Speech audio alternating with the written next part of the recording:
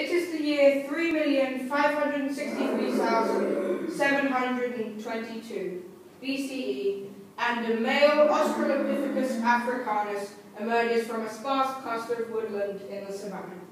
Ooh, what is it? Oh, well, I'm glad you asked, Mr. Lee. The apes Australopithecus africanus are great, I keep saying great for 5 minutes, grandparents, Great. and they were the first member of its genus to be discovered. Great. You can stop saying it now. Yeah, they are very old, but not that old.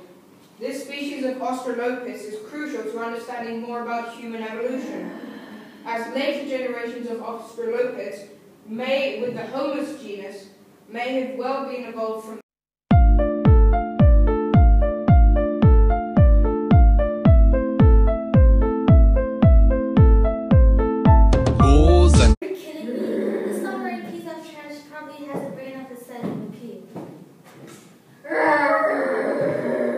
Well, they made adaptations in many different ways. For example, they grew a valgus knee, which meant the knee was positioned underneath the body instead of behind it.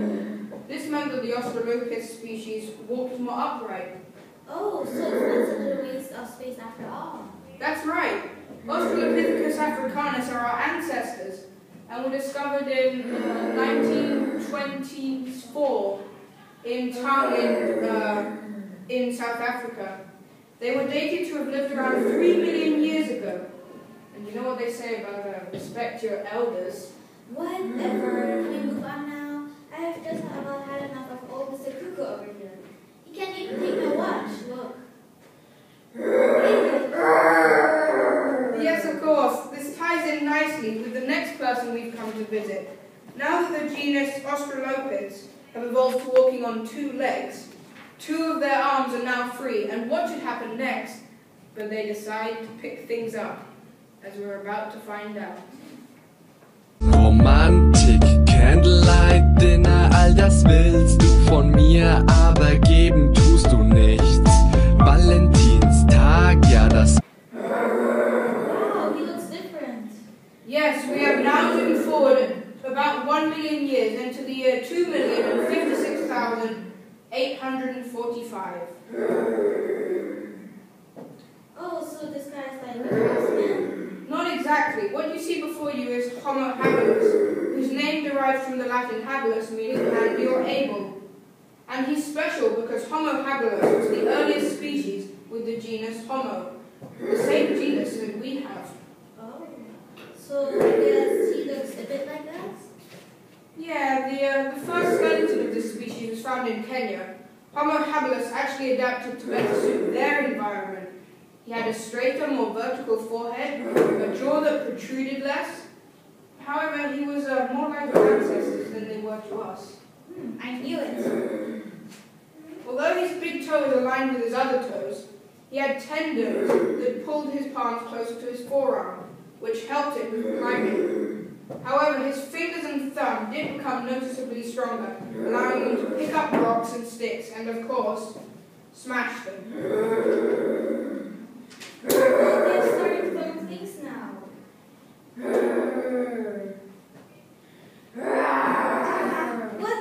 What's happening now? I think we've just come along as Homo habilis has discovered the first projectile.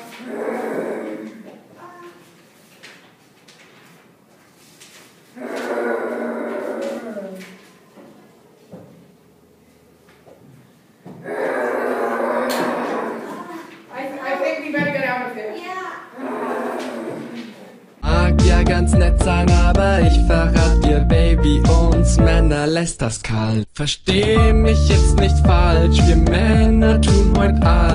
Now we arrive at Homo erectus, a species of humans that only lived about 1.8 million years ago. We're getting even closer to ourselves along the chain of evolution. Now the size of their brains got smaller and adapted to conditions as well. This meant that the offspring took longer to mature, so the process of child rearing would be longer, and then that of course increased their intelligence. Well, they don't look very intelligent to me, though.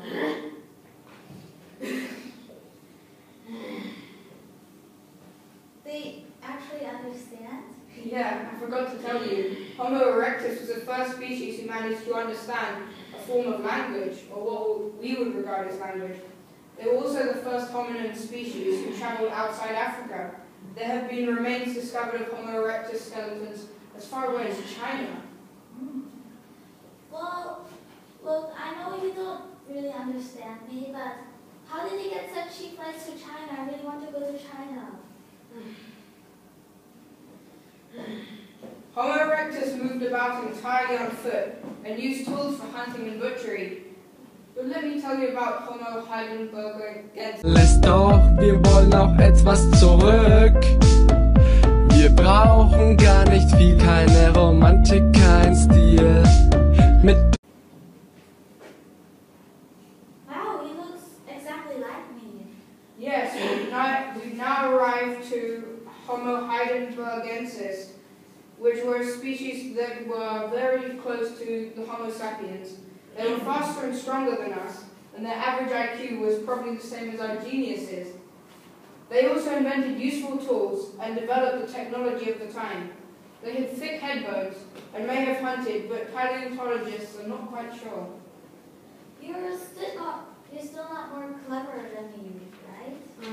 Actually, you made a grammatical mistake in the sentence. You form a comparative adjective by the use of either more in front or at the end, but not both. Just thought I would mention it. Yeah, whatever, clever clocks. Well, we've almost reached the end of the chain of evolution. That only leaves Homo sapiens, in other words, us. The Homo sapiens first existed around 160,000 years ago and started in East Africa, but spread to inhabit most parts of Europe and the Middle East. They spread as far north as England and as far south as the tip of Africa. diesem Witz ist jetzt Schluss. Ab heute gibt es den Schneeblotag, weil ich ein Schnitzel mit Blowjob mag. What does sapiens mean?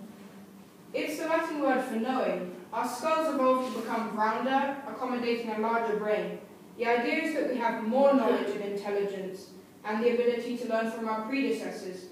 Though, judging by your performance against Homo heidelbergensis just now, we seem to have gone downhill, intellectually speaking. Hey! From me, myself, the rest of the hominin species, and everyone in the studio, goodbye. Stupid moderator. Ich will von dir keinen Liebesvortrag, nur ein Schnitzel mit Zusatzbelag. Wow, an diesem Tag will ich nicht viel erleben, musst mir nur ein Schnitzel und nen Blowjob geben. Würdest du mir den Gefallen tun? Nie im Leben. Das And a mature